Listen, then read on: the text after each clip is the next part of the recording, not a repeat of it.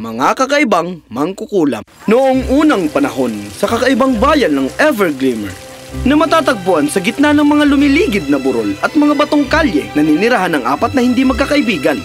Willow ang herbalista, Luna ang tagamasid, Ember ang tatak ng apoy, at Morticia ang nekromante. Bagamat magkakaiba, isang hindi nakikitang hibla ng mahika ang nagbigkis sa kanila. Kilalanin si Willow, ang kulay ng kanyang buhok ay katulad ng spring wildflowers. Nagtataglay siya ng kakaibang kaugnayan sa mga halaman.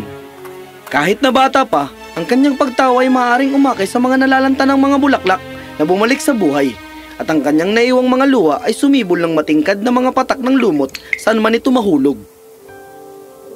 Luna, ang kanyang mga mata ay sumasalamin sa naliliwanagan ng buwan na kalangitan. Siya ay nagpapakita ng isang kakaibang kakayahan upang masulyapan ang hinaharap. Mula sa isang murang edad, sasabihin niyang mga misteryosong babala tungkol sa mga sirang tasa ng tsaa at nawawalang sapatos. Ina, mag-ingat sa tasa ng tsaa. Ito ay magiging Luna, iha. Ano yun? Ang tasa ng tsaa ay magiging maayos. Hindi! Ito ay madalas na nagdulot ng pagkalito ng mga tao at siya ay tinakwil.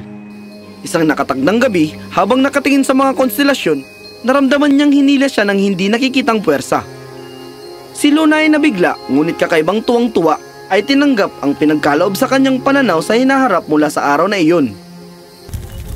Si Amber, ang nagniningas na pyromancer na madaling magalit. Kaya niyang gumawa ng apoy sa isang pitik ng kanyang kamay. Bilang isang bata, ang kanyang galit ay makikita sa kanyang pagsiga. Napinaso ang kanyang mga paboritong manika at kinain ang kanilang kurtina. Gayunpaman, ang kanyang maalab na espiritu ay madalas nang tatabunan ng takot na itinanim niya sa iba.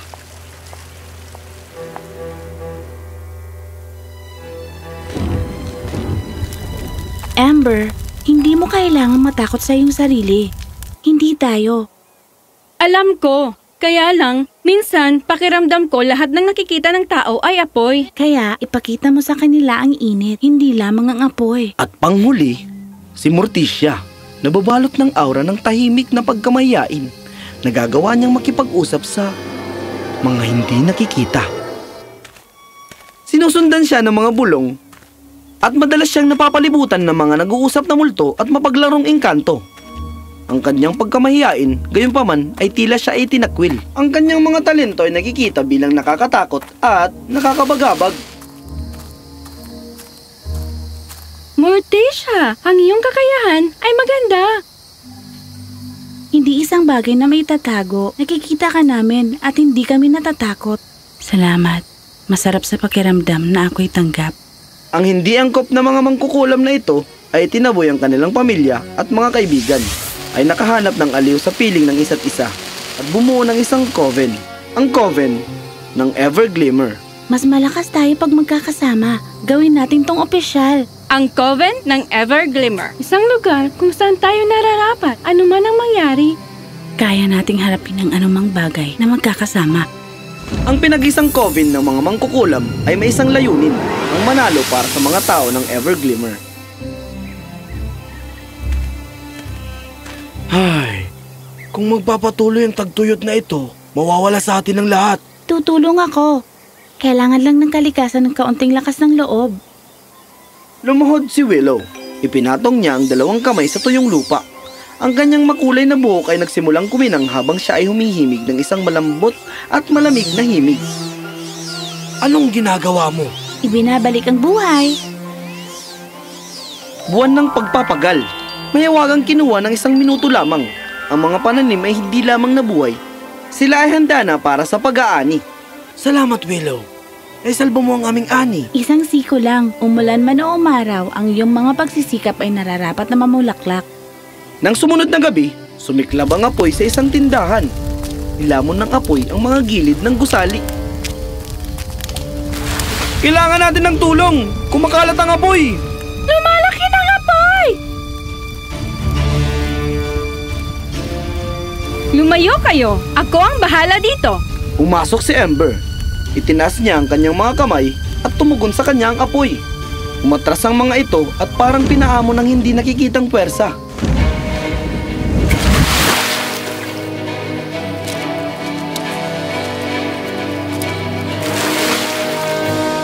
mo?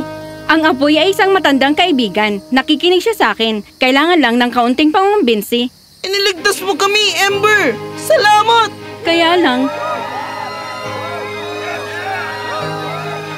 Si Morticia ay may narinig na mahinang pag-iyak habang sinusundan niya ang tunog. Natagpuan niya ang isang matandang babae, si Ginang Harlow, na nakalood sa tabi ng isang libingan na naluluwa ang mga mata. Ginang Harlow, ayos ka lang ba? Miss na miss ko na siya. Ang asawa kong si Edgar. Sana makausap ko siya ng isa pang beses.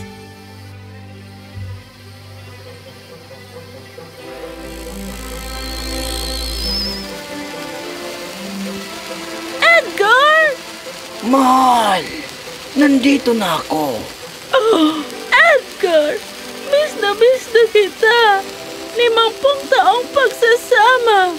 Lagi mo akong kasama, mahal ko. Hindi mo kailangan malungkot. Mamuhay ka at maging masaya. Hihintayin kita kapag oras mo na. Hindi sila maaari magtagal, Ginang Harlow. Sabihin mo ang nasa puso mo. Salamat, Morticia. Edgar, susubukan ko. Pangako. Tumayo si Ginang Harlow at nagpahayag ng pasasalamat sa isang mahigpit na yakap. Salamat. Binigyan mo ako ng pagkakataong magpaalam. Sa wakas makakahanap na ako ng kapayapaan. Ito ay aking karangalan. Hindi ka nag-iisa, Ginang Harlow. Nandito kaming lahat para sa'yo. Kinabukasan, habang naglalakad si Morticia sa bayan, binati siya ng mga tao na may matamis na ngiti. Morticia! Salamat sa ginawa mo para kay Ginang Harlow. Isang malaking kahulugan ito para sa amin. Natutuwa lang ako nakatulong ako. Ang magpaalam ay mahirap.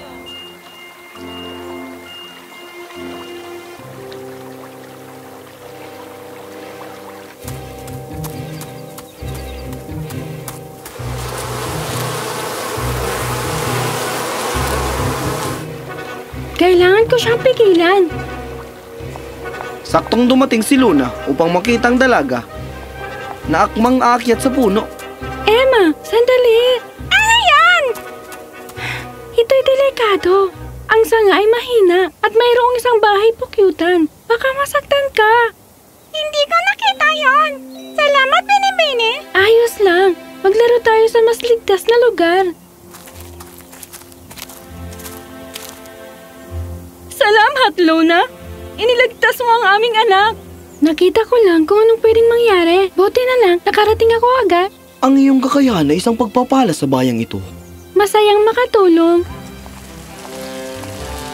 At sa bawat pagdaan ng araw, sinimulan ng mga tao ng Everglimmer na tanggapin ang Coven bilang bahagi ng kanilang pang-araw-araw na buhay. Ang mga taong bayan na dating natatakot, ngayon ay pinapanood sila na may halong kuryosidad at paggalang. Ang apat na magkakaibigan ay nagtipon sa maaliwalas na bahay ni Willow. Pinag-uusapan ang kanilang kamakailan na pagkikipagsapalaran nang makarinig sila ng katok sa pinto.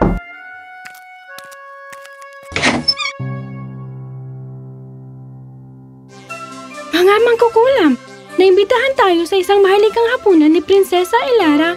Oh, ang gara! Isang mahalikang hapunan? Yan ay kahanga-hanga. Nagtataka ako kung bakit niya tayo iniimbitahan. Ang mga maharlika ay madalas hindi nakikihalubilo sa mga karaniwang tao. Eksakto!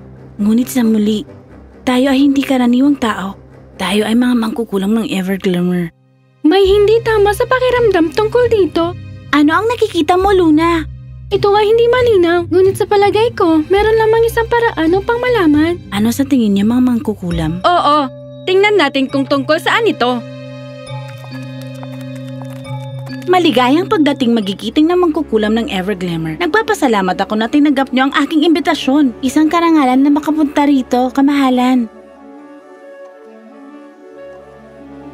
Aaminin ko, inibitahan ko kayo dito hindi lang para sa hapunan. Kundi dahil kailangan mo ang tulong namin? Oo. Bingo! Sabi ko na nga ba? May isang tao sa aking palasyo na nagdudulot ng kaguluhan at hindi ko alam kung sinong pagkakatiwalaan. Una, ang mga maharlikang hiyas ay ninakaw mula sa kabangyaman. Natagpuan namin ang isa sa aking pinagkakatiwalaang gwardiya na walang malay na sinasabing nakita niya akong kinuha ang mga ito pero hindi ako yun. Klasikong maling direksyon. Maaaring ito'y isang mangkukulam. Hindi, ito ay isang hunyango. Ang hunyango ay ginaya ang iyong anyo. Ipagpatuloy mo, prinsesa. Kung sino man ito, sila ay labas-pasok sa mga lugar na may mataas na seguridad na maaari kang magaya ng perpekto. Patawad kamahalan. Pangalawa, sa isang bangkete ng estado, maraming bisita ang nagkasakit matapos uminom ng inumin na may lason. Ang mga saksi ay nanumpa na nakita nila ang aking kasambahay na nagbuhos ng inumin. Ngunit siya ay kasama ko buong araw. Delikado yon. Ang hunyango ay hindi lamang nagdudulot ng kaguluhan, inilalagay nila sa panganibang buhay. Nakakaramdam ako ng ugaling mapanira ng tiwala. Gusto nilang ihiwalay ka. Ikaw ay magmukhang hindi mapagkakatiwalaan. At 2 araw nang nakalipas, nagkaroon ng mga lihim na pagpupulong sa aking pribadong silid, mga pagpupulong na hindi ko pinatawag. Nawala ang mga dokumento at ang mga pangunahing tagapayo ay naligaw ng mga maling pangako. Mukhang sinusubukan nilang sirain ang iyong pamumuno mula sa loob. Sigurado ay malapit sila sa iyo, mga taong malayang nakakagalaw sa palasyo. Ito ay lumilipad masyadong malapit sa araw. Kailangan nating gumawa ng paraan upang maiwasan ang krisis. Nagplano ang mga mangkukulam. Kailangan nating tukuyin kung sino ang nakakapasok sa mga pangunahing lugar na ito. Ang kaban ng bayan, ang daan ng bangkete, at ang iyong mga pribadong silid. Dapat tayong magsimula sa pinakamalapit na pangyayari na krimen. Isa sa atin dapat ang may makakita. Maaari kong subukang tingnan ng nakaraan. Tingnan kung masusulyapan ko ang hunyango na kumikilos. At maaari akong tumawag ng mga espiritu. Baka may nakita silang kakaibang aktibidad. Magsimula tayo kaagad. Habang tumatagal, lalong naghihirap ang aking kaharian. Sabihin sa akin kung ano ang nangyari dito.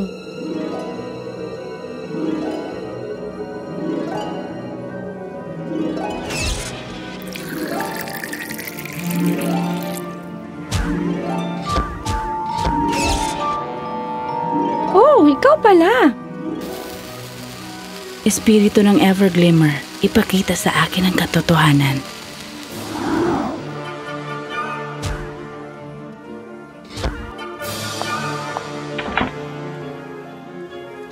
Salamat.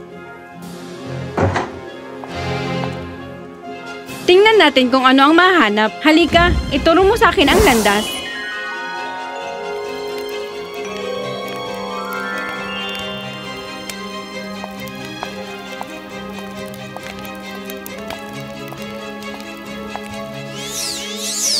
Nahanap kita!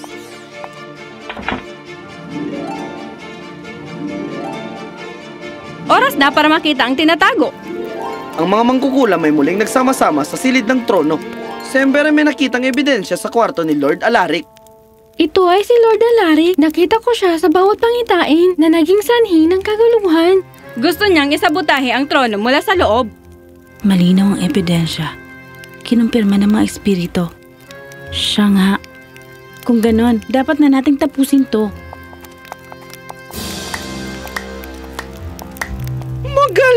Magaling! Kahanga-hanga! Ang mga mangkukulam ng Everglimmer! Alam naming ikaw yan, Alaric. Magpakita ka! Matalino ka! Pero huli ka na! Hindi namin hahayaang saktan mo ang kahariang ito. Anong gagawin nyo? Batuhin ako ng prutas?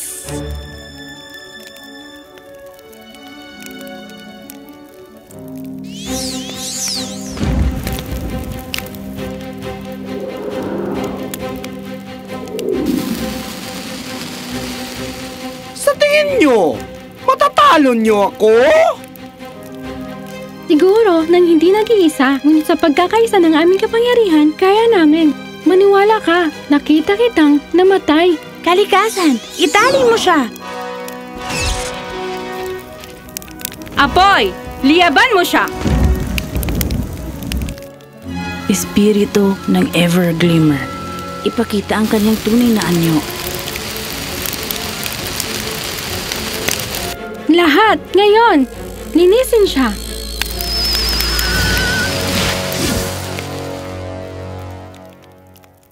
Salamat! Iniligtas niyo ang aking kaharian. Ating kaharian, kamahalan, ang Everglimmer at ang mga tao nito ang ating tahanan. Ito ay aming karangalan, kamahalan. Walang manggugulo sa Everglimmer sa aming pagbabantay. At ang mga espiritu ng mga ninuno ay maginhawa sapagkat alam nila na ikaw ay nasa trono. Ang mga mangkukulam ay pinarangalan sa isang ingranding piging pinagdiriwang bilang mga bayani. Palagi kayong magkakaroon ng lugar dito sa Everglimmer. Salamat sa inyong katapangan. Palagi kaming nandito para tumulong. At mula sa araw na iyon, Everglimmer at ang mga tao nito ay namuhay ng maligaya magpakailanman habang buhay na binabantayan ng kanilang hindi malamang na mga bayani, ang mga kakaibang mga mangkukulam.